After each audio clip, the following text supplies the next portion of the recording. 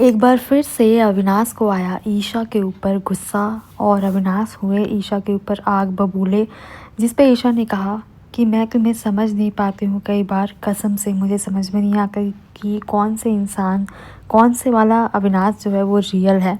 So guys, हुआ ये कि यहाँ पे अविनाश जो है वो ईशा को ये समझाने की कोशिश कर रहे हैं कि हमारे बीच जो है विविन गेम खेल रहा है।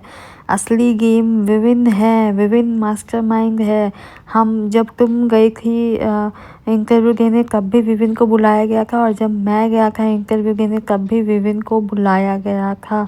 इसका क्या मतलब है? इसका ये मतलब है कि असली गेम विविन खेल रहा है। सो गाइस, ये लाइन जो है वो अविनाश बोलना नहीं चाह रहे थे और ईशा को इशारे में समझाने की कोशिश कर रहे थे, लेकिन ईशा समझ नहीं रही थी। तब अविनाश जो है वो ईशा के ऊपर चिल्लाते हैं और कहते हैं कि क्या यार ईशा, तुम मतलब समझना नहीं चाहती हो, या फिर तुमको समझ में नहीं आता है? रियल में तुम इतनी बेवकूफ़ है, मुझे समझ में नहीं आता है कभी कभी कि तुम ये चीज़ें जानबूझ कर करते हो या तुम सच में बेवकूफ़ हो। मुझे कभी कभी बिल्कुल समझ में नहीं आता है। जिस पे ईशा कहती है कि अविनाश, तुम्हारा ये बिहेवियर मैं देखती हूँ कि मुझे समझ में नहीं आता है कि कौन सा वाला अविनाश रियल है और कौन सा अविनाश फेक है। जिस पे अविनाश कहते हैं कि तुम्हारा जब मैं ये बिहेवियर देखता हूँ ना, तो मेरे को समझ में ही नहीं आता है कि तुम कौन सा वाला सही हो। मतलब मैं तुम्हें कुछ समझाने की कोशिश कर रहा हूँ और तुम समझ ही नहीं रही हो।